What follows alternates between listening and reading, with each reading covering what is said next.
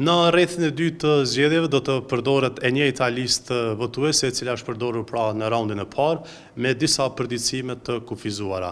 Konkretisht, kjo listë do të plotësohet me personat që nga data 13 tetor deri më 9 nëntor arrin moshën e votimit, po ashtu nga lista do të largohen personat që kanë hequr dorë nga shtetësia e Kosovës apo që kanë ndëruar jetë në këtë periudhë. Përtej këtyre ndryshimeve, asnjë përditësim tjetër nuk do të pasqyrohet në këtë listë votuesve. Lëvizjet e brendshme të qytetarëve ndërmjet komunave nuk do të përfshihen në këtë përditësim, në këtë fazë të procesit.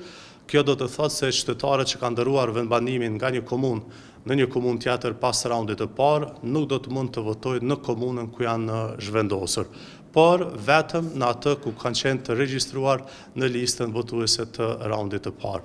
Pra, përditësimi i listës votuese do të reflektoj vetëm këto 3 aspekte, përfshirjen e personave që mbushin 18 vjeç deri më 9 nëntor, largimin e personave të vdekur dhe atyre që kanë hequr dorë nga shtetësia e Kosovës.